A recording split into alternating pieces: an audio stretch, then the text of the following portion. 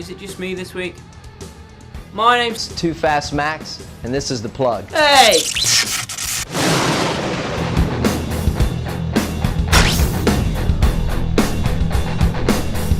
This is The Plug. In this week's episode, we've got a crazy track, crazy racing, and even more craziness. Well. Let's set the scene for this past weekend's AMA craziness. Washougal, Washington, the Pacific Northwest of the great US of A, the prettiest track on the AMA circuit, and another one of my favourites from MX Superfly, although its looks may be deceiving, as Washougal is by far no little pretty walk in the park. It's a badass butt kicker of a track that takes no prisoners.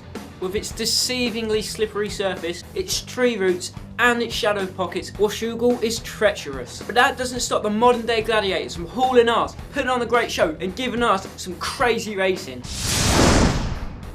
So let's start with the 450s. After so many attempts, Ryan Villopoto finally wins his hometown national. This was probably the only accomplishment that Ryan Villopoto hadn't yet achieved in his career. Which sounds kind of strange, because you think of Ryan Villopoto as the guy that's won everything there is to win. Well, he'd never actually won an overall national in front of his hometown fans. Until, that is, this weekend at Washougal. But it didn't come all so easy for Villopoto. He was in a must-win position for Moto 2, as Ryan Dungey had already claimed victory in Moto 1. Which leads on to my next point. Unless you're called Ryan, I seriously can't see anyone else winning the race for the rest of the year. These two are on another level at the moment. They have two completely different riding styles. Dungey is almost calculated and conservative, whereas RV is just aggressive and raw. Either way, they're heads and shoulders above everyone else at the moment. I don't think I've seen two guys race a track so hard and so fast since back in the day when Carmichael and Stewart were going at it.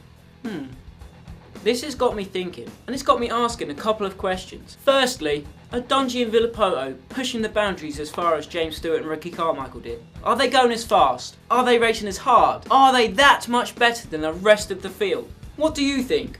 And secondly, James Stewart is still running in a solid top 3 position at every race, unless he crashes. And we all know that Stewart could never quite get it done over Carmichael outdoors. So, hypothetically, if Carmichael hadn't have retired back in 07, and if he was still training and still riding just like he used to, where would he be at the Nationals? Would he be able to race with the two Ryans?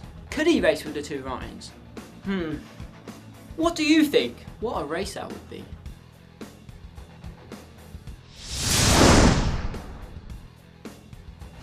Back to reality, and moving on to the 250 class. E.T. was on a different planet this weekend. Pun intended. We said if Tomac could get his starts dialed and get consistency over the two motos, the rest of the field would be in trouble. Well, unfortunately for the rest of the field, he seems to have done just that. He looked absolutely unstoppable at Washougal. In that second moto, I thought we was finally going to get to see that Kenny versus Tomac dogfight that we've been waiting all season to see. But no! Kenny just didn't have it in him to go and catch and beat Tomac this weekend. Being a Roxon fan, it was almost hard to watch. We've been so used to the Vander kid being able to match anyone's pace, whether it be at GPs or anywhere else, and he just couldn't do that this weekend. Tomac was on another level.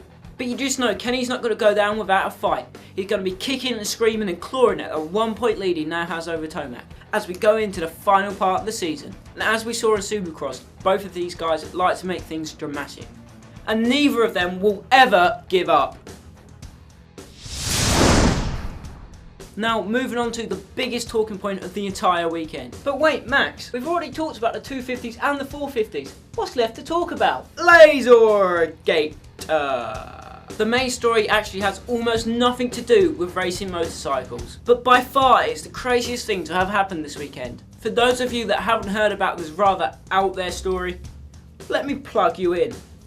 It's the start of 450 Moto 1 at Washougal. The points leader, Ryan Villopoto, is on the line and he's ready to throw it down. Something starts shining in his eyes, and it continues to do so for almost the entire race. Although he carries on like the professional he is and gets second in the race. But it was when the race had finished when the action really started to kick off. After some investigation, officials were able to pinpoint the rough position where this glare was coming from. Further actions were then taken to find the culprit. This is when things really start to get unbelievable. Davey Coombs himself confiscates a laser pen and the team pass from an AMA pro racer and brother to the guy that's on the same line as Ryan Villopoto. Yeah, that's right, Jeff Alessi, one half of the two brothers that were hyped to be the next big thing, was caught red-handed with this laser pen and was supposedly shining it in the rider's eyes as they raced. What a moron! If this is actually the case, then what's an idiotic thing for him to do? He's a racer himself. He knows the dangers of our sport, let alone whilst being blinded with a laser. Come on, dude, what are you playing at? This story took to the internet pretty quickly, to say the least.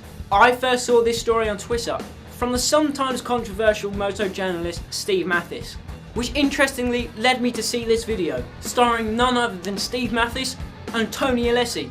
Yeah, that's right, Mike and Jeff's dad. And we all know what Tony Alessi's like, right? There was a pretty heated discussion going on there. I'll put a link in the description. So yeah, that's more controversy surrounding the Alessi family. And the shame of it is, Mike, who I'm sure probably had nothing to do with this, is going to come out of it the worst.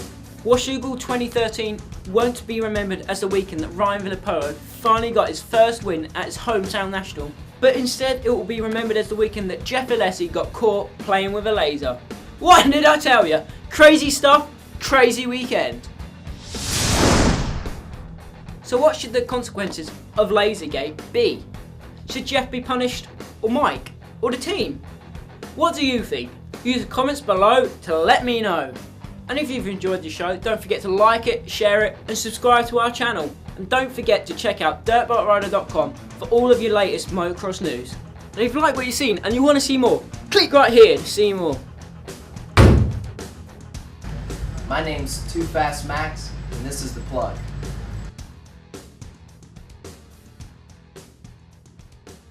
Fire the laser!